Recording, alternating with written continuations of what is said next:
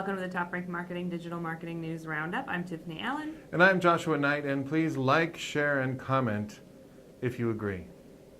No, we can't do that anymore, especially on Facebook, because Facebook has decided to start demoting posts that do the whole, please like us and follow us and share us. Facebook has reduced our organic reach so much that we have to beg you for your attention. Facebook not a big fan of that. Oh.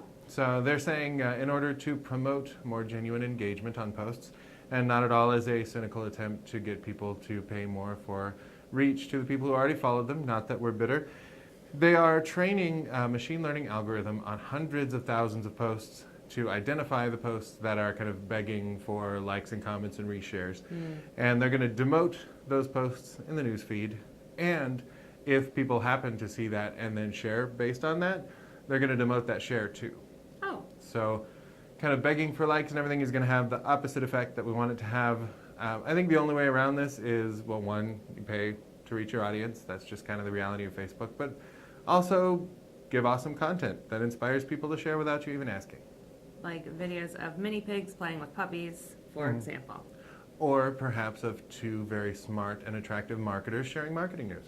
Right. If there was such a post like that, I would love to see it. Oh, I would like and share and comment on that for days and weeks and months. All day long.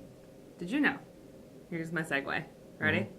A new study by Labage of 400 B2B decision makers shows that they are less concerned about the price when they're looking into purchasing technology. They're more concerned with reliability and ease of use. So for Facebook, it's reliable, sometimes easy to use, hence the cool segue. Perhaps a little too easy.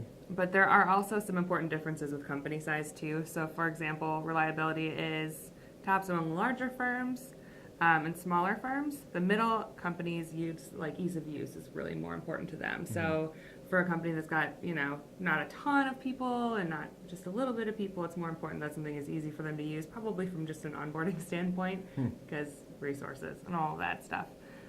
It's also important to note that recommendations accounted for 52% of someone's likelihood to buy a software or a technology. So if someone says, hey, I use this thing, super neat, love it, someone's more likely to purchase it, which, of course, word of mouth, brand advocacy, we know that works.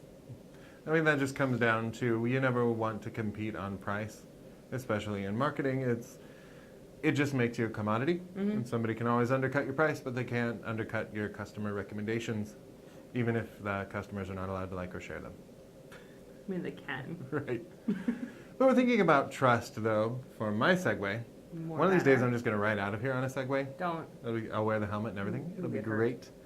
But there was a recent survey about consumer trust, what kind of advertisements people are bound to trust. Turns out there are some, which was my first surprise. Internet. But this information comes to you, by the way, courtesy of the awesome people at Marketing Profs. And the company that did the research was called Clutch, which, in addition to being a research company, is also one of my favorite heavy metal bands. Check them out sometime, the album Clutch, fantastic.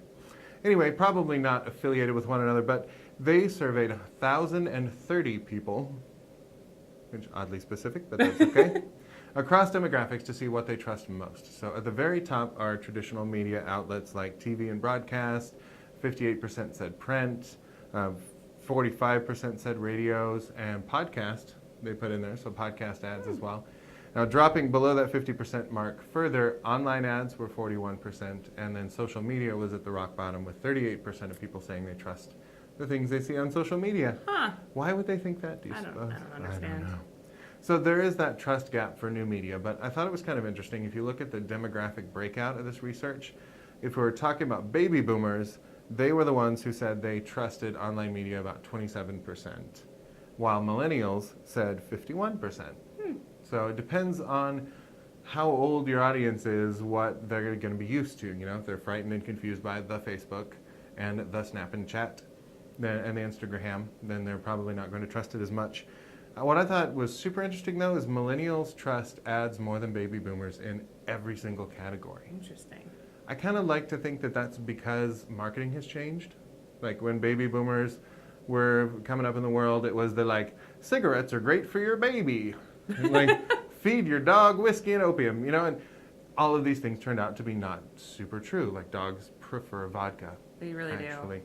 So millennials are used to this new kind of marketing where it's actually about providing factual information and making relationships. So good on us marketers, and we'll see those numbers continue to rise in our trust. Despite, though, the decline of trust in social advertising, that was really hard to get out. Instagram, their ad revenue is predicted to grow from $4.1 billion in 2017 to $10.87 billion. Good.